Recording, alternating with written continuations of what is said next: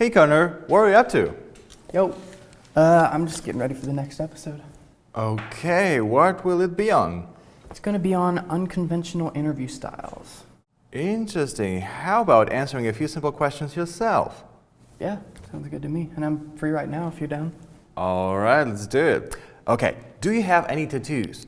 I have no tattoos. I have always wanted a tattoo, but never stuck with an idea long enough to actually get a tattoo. What can't you live without? My piano, or any piano, not a specific one, but any piano to play. What would you say to your 20-year-old self? Stick on the same path that you're on, because it's going to go somewhere amazing. What's your favorite karaoke song? Definitely Senorita by Justin Timberlake. There are many nights where I've spent, do you want to move to the couch? Oh, sure. Let's do it. Many nights spent karaokeing to that song. If you could have dinner with anyone from history, who would it be? Lennon, either one. Oh, if you could have any other job, what would you choose? To be a musician, especially writing music for movies or television, preferably movies. Be exciting and challenging. Is there any comment on Movavi vlog you remember best? Yes, definitely. The one that's WTF, why do you act so girly? It's just the way that I act. I can't control it. But I liked it. I liked it on YouTube. I thought that was great. Great, I respect that. Describe yourself in 3 words.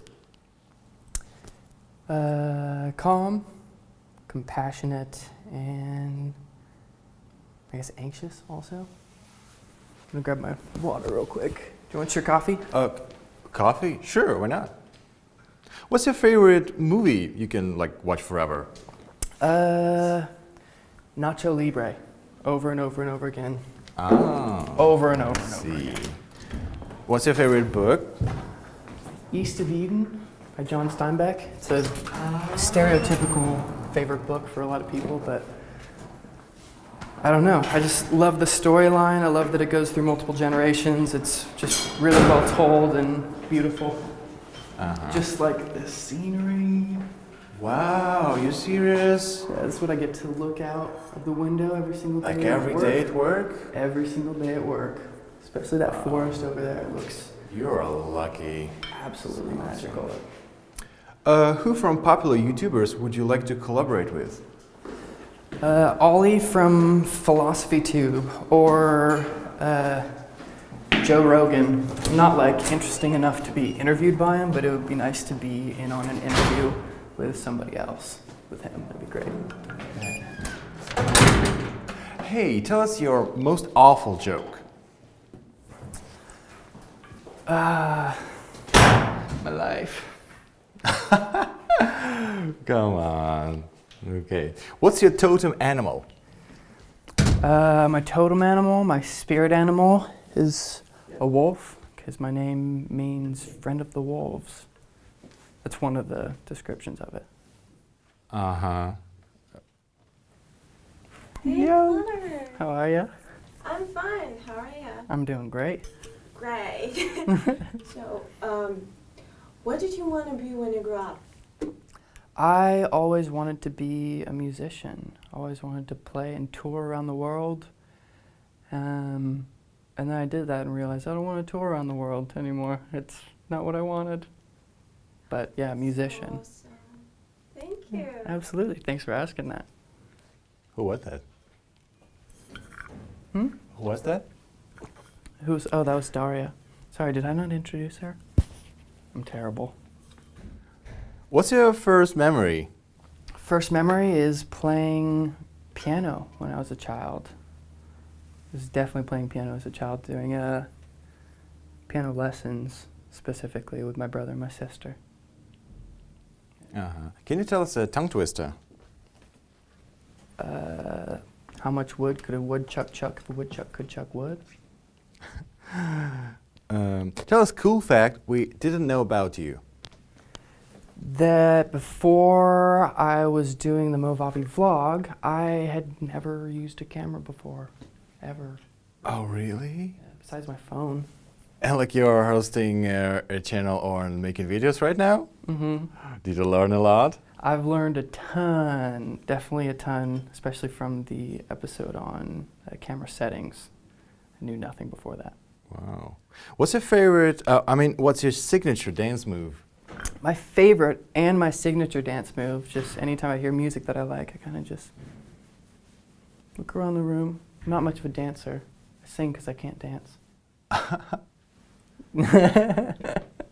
All right.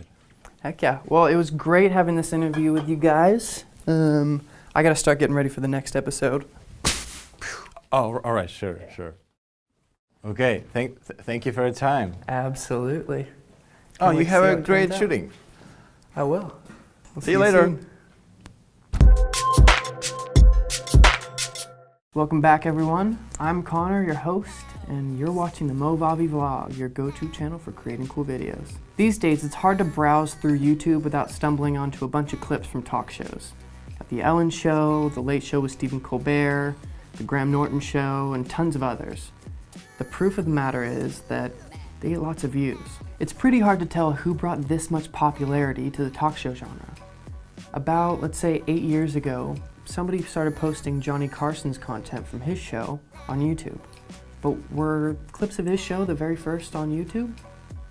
I don't know. Anyways, what they all have in common is that the host is interviewing a guest in front of a clapping and cheering studio audience. There are definitely other types of interviews that don't follow the talk show rules.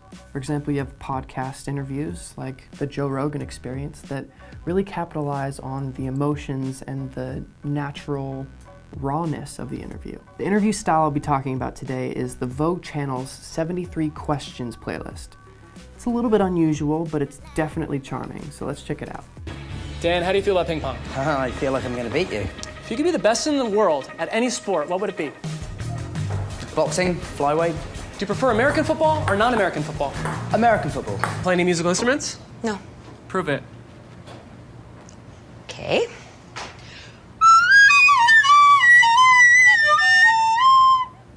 Truth be told, it's very casual, but at the same time, it's unbelievably professional in the way that it looks. What do you think?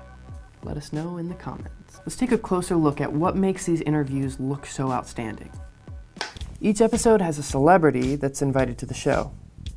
Well, it's more like the celebrity invites the camera crew, but that's just semantics. What's so different about these interviews in comparison to talk shows? I bet you notice, right?